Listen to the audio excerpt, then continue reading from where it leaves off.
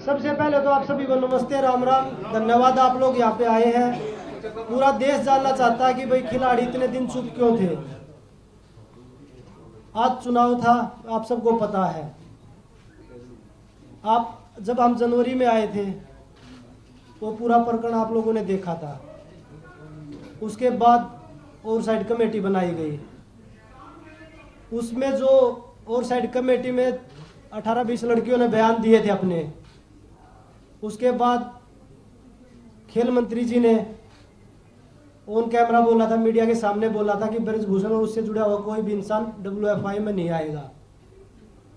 लेकिन आज दुर्भाग्य है, हमने दोबारा उसमें कमेटी 21 दिन वेट किया, 2 महीने वेट किया, 3 महीने वेट किया, कुछ नहीं हुआ। हमने दोबारा प्रोटेस्ट चालू किया, वो भी आप लोगों ने खूब देखा, पूरे देश ने देखा।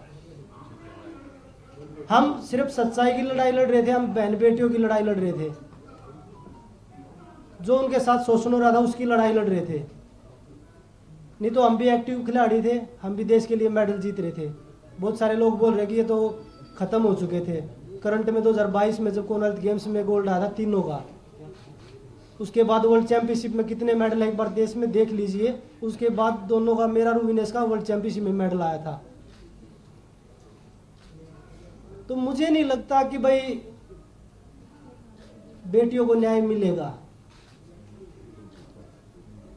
क्योंकि जिस हिसाब से पूरे तंत्र ने काम किया है, बेटियों को तोड़ने का काम अभी भी चल रहा है।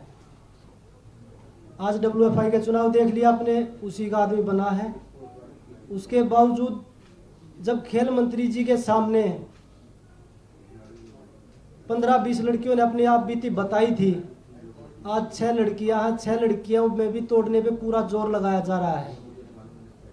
आज तो WFI के चुनाव में किया है, धीरे धीरे उसको कोर्ट से भी बरी करवा देंगे, मुझे लग रहा है जो। लेकिन फिर भी हमें भरोसा है न्यायपालिका पर, क्योंकि मुझे लगता है कि जो हमारे देश में न्याय बचा है वो सिर्फ न्यायपालिका में ही बचा है। तो हमें अब भी उससे उम्मीद है, माननीय सुप्रीम कोर्ट से, माननीय दिल्ली हाई कोर्ट से। तो हमें लगता है कि हमें जो बहन बेटियों को जो न्याय की लड़ाई है, जो आने वाली जो हमारी पीढ़ी है ना, हमने जो लड़ाई लड़ी, मुझे लगता है कि आने वाली 1-2 पीढ़ियों को और लड़नी पड़ेगी। जितने हमने अपने दम में, जितना हमारे में दम था, हमने वो लड़ाई लड़ी है। लेकिन जो सरकार ने हमारे से वादा किया था ना, उस पर सरकार खड़ा नहीं हो पाई। बड़े दुख के साथ कहना पड़ रहा है ये आज कि हमारी बेटियों को न्याय, मुझे नहीं लगता कि 1-2 पीढ़ी के जो अब आने वाली पीढ़ी है उनको भी लड़ाई लड़नी पड़ेगी, जब भी न्याय हो सकता है। सभी को नमस्कार। बहुत साल लगे ये हिम्मत बनाने के लिए, इस फेडरेशन के जो प्रेसिडेंट हैं उनके खिलाफ लड़ाई लड़ने के लिए हमें बहुत साल लगे कि हिम्मत बनाई और हमने ये प्रोटेस्ट किया। लेकिन आज सब आपको नतीजा पता ही है कि प्रेसिडेंट जो है उसी का, उसके बेटे से भी प्रिय है, उसका राइट हैंड यूँ मान लो प्रेसिडेंट बना है आज रेसलिंग फेडरेशन का। तो जो सरकार ने कमिटमेंट की थी वो पूरी नहीं हुई। हमारी मांग थी महिला प्रेसिडेंट की, कि महिला प्रेसिडेंट होगी तो शोषण नहीं होगा। लेकिन ना पहले महिला का कोई भागीदारी थी। आज आप पूरे इलेक्शन उसकी लिस्ट उठा के देख लो, एक भी महिला को कोई स्थान नहीं दिया गया। तो बस यही कहना चाहूँगी कि जो ये लड़ाई है, ये हमने तो अपनी पूरी हिम्मत करके लड़ी, लेकिन ये लड़ाई जारी रहेगी, क्योंकि आने वाली जो और फ्यूचर है, जो बेटे हैं, बेटियां हैं, जो रेसलर्स हैं नई जनरेशन के, उनको ये लड़ाई लड़नी पड़ेगी। और मैं ये कहना चाहूँगी कि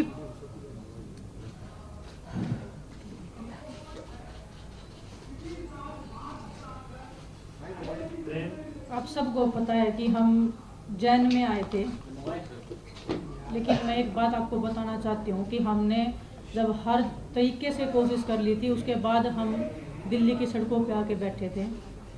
सबसे पहले हम गृह मंत्री जी से मिले थे, मैं और बजरंग गए थे मिलने के लिए। हमने उनको इस बारे में बिल्कुल अवगत कराया था, क्लियरली हमने नाम लेके लड़कियों का बताया था कि किसके साथ में क्या क्या हुआ है। प्लीज़ आप इसको देखिए और प्लीज़ हमारी रेसलिंग को आप बचा लीजिए क्योंकि अभी अंत हो रहा है। उन्होंने हमें बोला था कि 30-40 दिन का टाइम मुझे दीजिए, उसके बाद में मैं करता हूँ और आप निश्चिंत रहिए, हम ज़रूर इसमें कुछ करेंगे। 3-4 महीने वेट करने के बाद में हम जंतर मंतर पे आए थे, हमने लड़ाई लड़ी थी, जो आप सब देख रहे हो, पूरे देश को पता है। आज जो फेडरेशन का जो अध्यक्ष बना है संजय सिंह, स्टार्टिंग से वो लोग बोल रहे थे कि हम बनेंगे, हमें पता थी, उसकी पावर पता है, उसका पोजीशन पता है, लेकिन दुख होता है कि देश में ऐसे लोगों को स्थान मिल रहा है, पद मिल रहा है। ब्रजभूषण का राइट हैंड है, उसके बेटे से भी ज़्यादा खास है, उसको प्रेसिडेंट में आना मतलब आने वाली लड़कियों का जो भविष्य है उनको फिर से शोषण का शिकार होना पड़ेगा, और जो चीज़ें पर्दे के पीछे होती आई हैं वो खुले में होगा। और दुख होता है हमें इस बात का कि हम इतनी लड़ाई लड़के भी हम कोई सुधार नहीं कर पाए हमारी रेसलिंग में।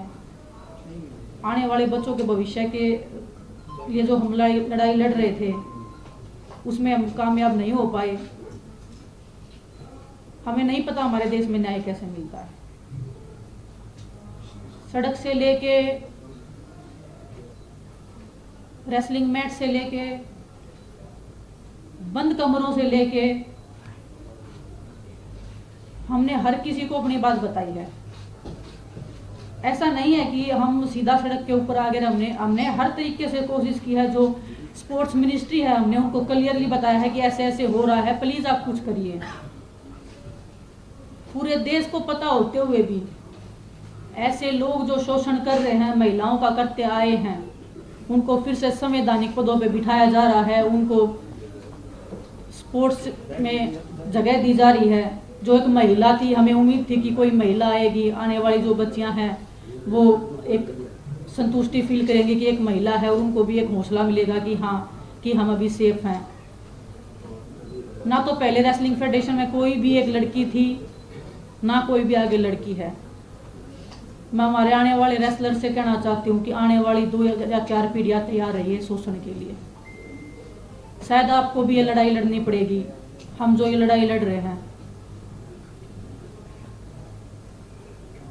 भगत सिंह जी ने जब देश के लिए फांसी लगाई थी, देश तभी आजाद नहीं हुआ था। काफी साल लग गए थे उनको अपने देश को आजाद होने में भी। हम उम्मीद बहुत कम है, फिर भी हम उम्मीद कर रहे हैं कि हमें न्याय मिलेगा।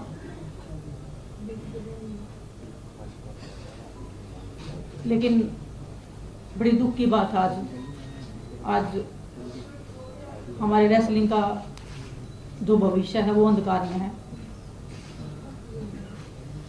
हमें नहीं पता कहाँ पे अरदास लगती है, किसके सामने जाके हम अपना दुख बताएं।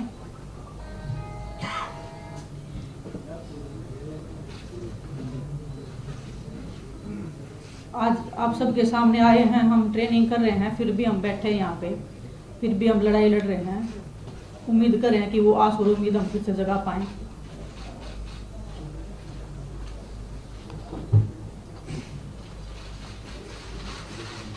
आपको बताऊं, सरकार से ना तो हमारी पहले लड़ाई थी, ना हमारी आज लड़ाई। हम एक व्यक्तिगत आदमी के खिलाफ लड़ रहे थे जो बच्चियों का, लड़कियों का शोषण कर रहा था, बहन बेटियों का। उसने अपनी पावर से हर तरीके से कभी उसको राजनीति मोड़ दिया, कभी जातिवाद का मोड़ दिया, कभी उसने हरियाणा यूपी का मोड़ दिया, क्योंकि उसके पास पावर है। और वो आप सब ने देख ली, हमने भी देख ली। जो हमारे से जितने भी लोग जुड़ रहे हैं प्रोटेस्ट से, चाहे वो हमारे कोचिज हैं, चाहे वो हमारे खिलाड़ी हैं, चाहे उसमें हम हैं, किसी का भी अब आगे भविष्य सेफ नहीं है। किसी के साथ भी कोई भी घटना, चाहे वो कार एक्सीडेंट लगा लीजिए, चाहे वो कोई भी A to Z कैसे भी आरोप लगा लीजिए, वो लगने शुरू हो जाएंगे आगे। क्योंकि हम सब ने, पूरे देश ने उसकी पावर का, उसका जो तंत्र है, जो काम कर रहा है उसके पीछे, वो सब ने देख लिया है। जिस तरीके से वो लोगों में अपना भ्रम फैला रहे हैं, लोगों को तोड़ने की जब 20 लड़कियां स्टार्टिंग में आई थी, उनमें उन्होंने 6 छोड़ दी, उनके भी पीछे एक एक करके सबको तोड़ने लग रहे हैं। तो इससे बुरा दौर क्या होगा देश के लिए। और मुझे नहीं पता वो न्याय, विनेश भी बोल रही थी, साक्षी बोल रही थी, कब मिलेगा ये लड़ाई। चलो हम लड़े, हम नहीं जीत पाए, लेकिन ये लड़ाई किसी न किसी को, जो आने वाली पीढ़ी उनमें, उनको भी किसी न किसी को लड़नी पड़ेगी। विनेश ने बताया भगत सिंह को जब फांसी हुई थी तो उसके 20-25 साल बाद हमें आज़ादी मिली थी, लेकिन पता नहीं कुश्ती से आज़ादी हमें कब मिलेगी। अब हमारी रेसलिंग का कैरियर, हमें नहीं लगता कि आगे हम रेसलिंग कर पाएंगे या नहीं कर पाएंगे, क्योंकि जब उसी के लोग आ रहे हैं, वो उन जो बच्चे हैं जो उनके खिलाफ लड़ाई लड़ रहे थे, इतनी हिम्मत जुटा के वो आगे आए थे, इतने साल लग गए उनको ये हिम्मत जुटाने में। जो हमारे देश की, जो गांव में, जो देहात में महिलाएं हैं, वो इस शोषण से गुजरती होंगी, तो वो भी तो देखती होंगी कि हम किसके सामने आवाज़ रखें। जब हमने पूरे देश के सामने, पूरी सरकार के सामने सारी चीज़ें खोल के रख दी, उसके बाद भी न्याय नहीं मिला, तो वो बहन बेटियां किसके सामने रखेंगे अपनी बातें। हमारे देश में मुझे नहीं पता कि राजनीति कैसे होती है, पर आज देख रहे हैं ना, सिर्फ जातिवाद, धर्म हो रहा है, धर्म यही होती है। मैं अपनी खुद की बताता हूँ, खिलाड़ी की क्या जाति होती है। हम अखाड़े में बैठ के एक थाली में रोटी खाते हैं, हमें जाति किसी की नहीं पूछते कि आपकी क्या जाति है, आपका क्या धर्म है। अगर मैं देखने लग जाऊँ, जो मेरा पर्सनल ट्रेनर है वो मुस्लिम है, जो मेरा फिजियो है वो बनिया है, तो मैं तो ये ऐसे सोचूँ कि भाई नहीं, हम तो किसी और को लेके आएंगे, उनके साथ हम एक ही थाली में रोटी खाते हैं। तो वो खिलाड़ियों को बता रहे हैं कि भाई जातिवाद हैं, ये पॉलिटिक्स कर रहे हैं। मैं आज पूरी मीडिया बैठी है देश की, अगर हम तीनों में से कोई भी किसी पार्टी के टच में हो या किसी पार्टी को ज्वाइन करना चाहता हो, कभी नहीं मिलेंगे हम आपको, किसी भी पार्टी के साथ नहीं मिलेंगे। हम राजनीति करने नहीं आए, हम अपनी बहन बेटियों की न्याय की लड़ाई लड़ने के लिए आए हैं यहाँ पे। तो वही बताया, जो आगे जो हमारे साथ जुड़े हैं, जितने भी लोग हैं, बहन बेटियां, उनके साथ किसी के साथ कुछ भी हो सकता है आगे भी। अंत में हम तो 40 दिन सोए रोड पे, लेकिन मैं सभी तमाम देशवासी जो भी हमारे प्रोटेस्ट में आए, दूर दूर से आए, बूढ़ी महिलाएं आई, बहुत सारे लोग ऐसे आए जिनके पास खाने कमाने के लिए नहीं है, फिर भी हमें सपोर्ट करने आए। हम नहीं जीत पाए, पर आप लोगों का बहुत बहुत धन्यवाद। और एक बात और कहना चाहूँगी कि लड़ाई लड़ी, पूरे दिल से लड़ी, लेकिन अगर प्रेसिडेंट बृजभूषण जैसे आदमी जैसा ही रहता है, उसका बिल्कुल सहयोगी है, उसका बिजनेस पार्टनर है, वो अगर इस फेडरेशन में रहेगा, तो मैं अपनी कुश्ती को त्यागती हूँ और मैं आज के बाद कभी भी आपको वहाँ नहीं दिखूंगा।